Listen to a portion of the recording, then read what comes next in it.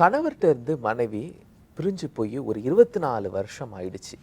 இந்த 24 வருஷம் இடைவெளிக்கு பிறகு கணவர் மனைவி என்கிட்ட சொல்லாம பிரிஞ்சு போயிட்டாங்க, எந்த ஒரு காரணமும் இல்லாம அப்படின்னு சொல்லி இதையே ஒரு காரணமா வச்சு மனைவிட்ட இருந்து விவாகரத்து வாங்க முடியுமா? இதுக்கு ஒரு வழக்கை நான் உங்களுக்கு உதாரணமாக சொல்கிறேன். அதாவது பீகார் மாநிலத்தில் வினய்னு ஒரு நபர், அவருக்கும் அவரோட மனைவி சபிதாவுக்கும் 1982 கல்யாணம் ஆச்சு. திருமணம் ஆனதுக்கப்புறம் அவங்களுக்கு ஒரு பெண் குழந்தை பிறந்தது. அந்த கணவர் வந்து இந்த மனைவியை நான் விவாகரத்து செய்கிறேன் அப்படின்னு சொல்லி 24 வருஷம் கழித்து ஒரு விவாகரத்து மனு ஒன்று நீதிமன்றத்தில் தாக்கல் செய்கிறாரு. திருமணம் நடந்தது 1982. ஸோ அவர் என்ன காரணம் சொல்கிறாரு? 24 வருஷமும் அது குறித்து எதுவுமே பேசலை. அவர் என்ன காரணம் சொல்லி விவாகரத்து கேட்குறாருன்னா, என் மனைவி என்னை விட்டு பிரிஞ்சு அவங்களாவே விட்டு பிரிஞ்சு போயிட்டாங்க, என்னை விட்டு பிரிஞ்சு 24 வருஷம் ஆச்சு, எந்த காரணமும் என்கிட்ட சொல்லவும் இல்லை. ஸோ நான் வந்து பல முயற்சிகள் எடுத்தேன், 2 பேரும் சேர்ந்து வாழ்கிறதுக்கு பல முயற்சிகள் நான் எடுத்தேன், அவங்கள போய் பார்த்தேன், ஆனால் எந்த ஒரு முயற்சியும் பலன் அளிக்கலை. ஸோ அதனால் எனக்கு என் மனைவி கிட்ட சேர்ந்து வாழக்கூடிய சூழ்நிலை எதுவும் இல்லை. ஸோ அதனால் என் மனைவி கிட்டேருந்து எனக்கு விவாகரத்து கொடுங்க அப்படின்னு சொல்லி நீதிமன்றத்தில் அந்த மனுவில் சொல்லி குறிப்பிட்டிருந்தார். இதுக்கு அந்த மனைவி எதிர்வுரை தாக்கல் செஞ்சாங்க. மனைவி என்ன சொல்கிறாங்கன்னா, இல்லை அவர் சொல்கிறது எல்லாம் பொய், இவர் தான் என்னை வரதட்சணை கொடுமைப்படுத்தி என்னை வீட்டை விட்டு வெளியே அனுப்புனார், அதனால தான் நான் எங்கள் அம்மா வீட்டில் போய் நான் இருக்க வேண்டிய சூழ்நிலை ஆயிடுச்சு. இப்போ நானும் என் மைனர் குழந்தையும் நான் எங்கள் பெற்றோர் கூட தான் இருக்கோம். இப்போ அந்த குழந்தை வளர்ந்துருக்கும், 24 வயசு வருது இல்லையா? மைனர் குழந்தையோட போய் நான் எங்கள் அம்மா அப்பா கூட போய் இருந்தேன். ஸோ இவர் நானாக எந்த ஒரு ரீசனும் இல்லாமல் நான் அவரை விட்டு நான் பிரிஞ்சு வரல, வரதட்சணை கொடுமையை தான் அவர் பண்ணார். ஸோ அதுக்கு ஆதாரமாக நான் வந்து பக்கத்தில் இருக்கிற காவல் நிலையத்தில் நான் புகார் அளித்தேன். காவல் நிலையத்தில் வரதட்சணை கொடுமையின் கீழ் வழக்கு பதிவு செய்யப்பட்டு அந்த வழக்கு நிலுவையில் இருக்குது. இதற்கிடையில் இந்த கணவர் இந்த 24 வருஷம் பிரிஞ்சிருந்திருக்கார் இல்லையா, இவர் வந்து 2வது தான் சுனிதா தேவின்னு ஒரு பெண்ணை திருமணம் செஞ்சுருக்காரு. ஸோ இந்த மனைவி சொல்கிறாங்க, இந்த மாதிரி 2வது திருமணம் செஞ்சுக்கிட்டாரு, அதையும் நான் ஒரு வழக்கு பதிவு செய்து, ஏன்னா முதல் மனைவி இருக்கும் போது 2வது திருமணம் செய்வது வந்து சட்டப்படி குற்றமாகும்.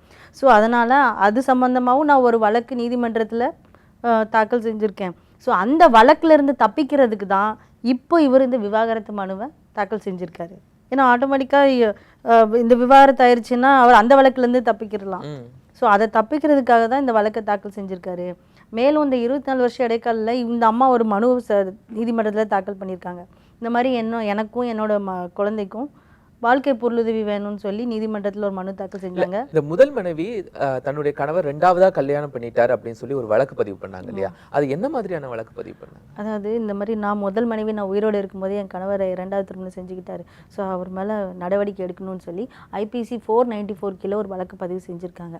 அந்த வழக்கு நிலுவையில் இருக்குது. அதுலேருந்து தப்பிக்கிறதுக்காக தான் இப்போ இவர் இந்த விவாகரத்து மனுவை தாக்கல் செஞ்சிருக்காருன்னு சொல்லி இந்த மனைவி தரப்பு சொல்கிறாங்க. இதுக்கிடையில் இந்த மனைவி என்ன சொல்கிறாங்க, இப்படி ஒரு வழக்கு நிலுவையில் இருக்கிற போது அது சம்பந்தமான இன்னொரு வழக்கை தப்பிக்கிறதுக்கு போட முடியுமா? வழக்கு தாக்கல் செய்யலாம், தப்பிக்கிறதுக்காக அவங்க தாக்கல் செய்கிறாங்க, ஆனால் அது நீதிமன்றம் தான் முடிவு செய்யணும்.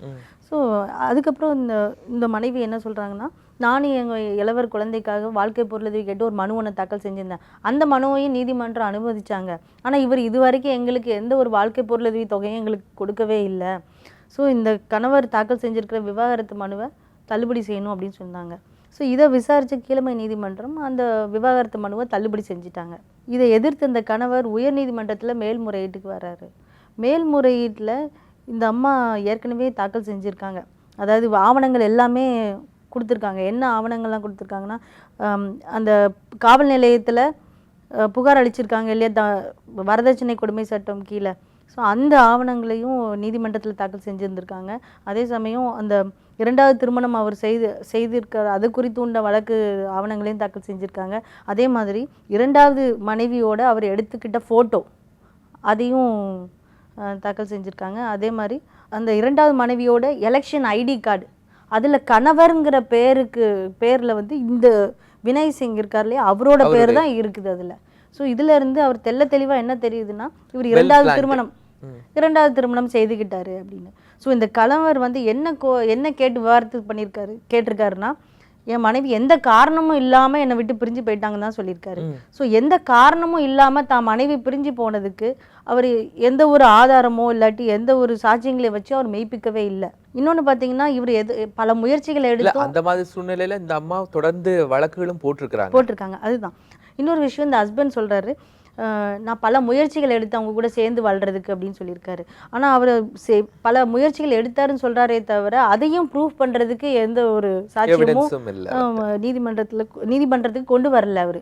ஸோ இதுலேருந்து தெளிவாக தெரியுது, இந்த கணவர் சொல்கிற குற்றச்சாட்டுகள் எல்லாம் போய் தான். ஆனால் இந்த மனைவி அவங்க நானாக வெளியே போகலை, என் கணவர் தான் என்னை வீட்டை விட்டு வெளியேற்றிட்டாரு, அது வரதட்சணை கொடுமையினால வெளியேற்றிட்டாருங்கிறதுக்கு கிளியராக அவங்க சாட்சியம் கொடுத்துருக்காங்க. அதே மாதிரி அவங்க கிளியராக எவிடன்ஸும் கொடுத்துருக்காங்க. ஸோ இதுலேருந்து என்ன தெரியுதுன்னா, கணவர் வந்து சொல்கிற மாதிரி அவங்க ஒய்ஃப் அவங்களா போகலை, வீட்டை விட்டு வெளியேறல, இவர் தான் மனைவியை வீட்டை விட்டு வெளியே போய் அனுப்பியிருக்காரு. அதே சமயம் அவர் இன்னொரு திருமணமும் செஞ்சது சட்டப்படி குற்றம். ஸோ இந்த வழக்குலேருந்து தப்பிக்கிறதுக்காக தான் இவர் இந்த விவாகரத்து மனுவை தாக்கல் செஞ்சுருக்காங்கிறத உறுதி செஞ்சு மாண்புமிகு நீதியரசர்கள் திரு அன்சாரி மற்றும் சக்கரதாரி சரண்சிங் அவர்கள் இந்த கணவர் தாக்கல் செய்த மேல்முறையீட்டை தள்ளுபடி செய்து உத்தரவிட்டார்கள்.